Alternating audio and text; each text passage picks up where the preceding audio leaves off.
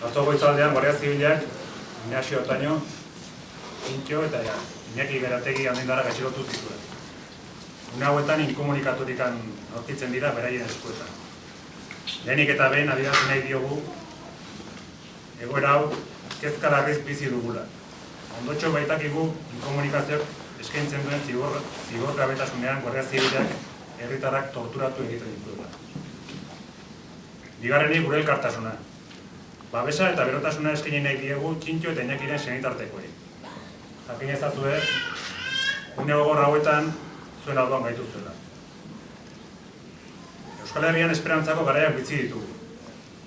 Azken hilabete luzeetan ezagutu ditugun maila ezberdinetako urrats eta akordioek eta herritarrek konponbidearen alde mobilizazio zein ekimen ugaritan erakutsitako erabakitasunak gure herria egoera berri baten atarian jarri dute. Esan genezake, urte luzetako gatazkaren konponbiderako aukerak inoiz baino errealagoak direla. Horrek esperantza piztu du euskal gizartearen gehiengo zabal batengan. Hala ere, garbi dago guztiok ez dugula egoera hau esperantzaz bizi. Espainiar eta Frantziar gobernuko agintariek errealitate honen aurrean hartu duten jarrerak hori pentsatzera garamatza. Horren erakusle garbia dira Txintxo eta Iñakiren atxiloketak. Horrelako atxiloketekin iraganera itzuli arazi nahi gaituzte. Ziurrenik, herria irekitzen ari den bideak ekarriko dien egoeraren beldur direlako. Euskal Herrian ez gaude prest atzera martxa sartzeko. Euskal gizartearen gehiengo zabalak aurrera egitea nahi du. Eta ondorioz, ez ditu iraganeko errezetak onartu. Ez dutugu inkomunikazioa, atxiloketak eta bestelako eskubide urraketa larriak onartu. Ez lehen, eta are gutxiago orain. Esandako guztiagatik, Txintxo eta Iñakiren atxiloketak salatu egiten ditugu, eta beraien berelako askatasuna eskatzen ditu.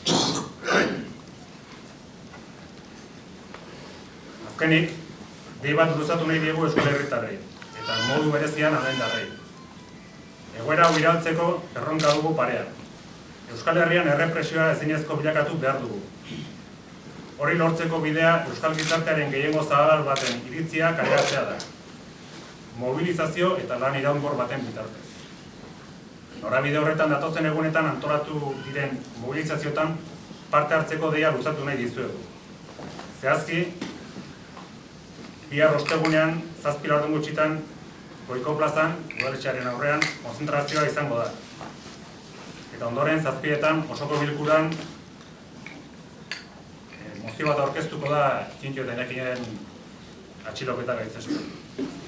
Ostiralean 7etan Zumea plazan hasita manifestazio egingo da.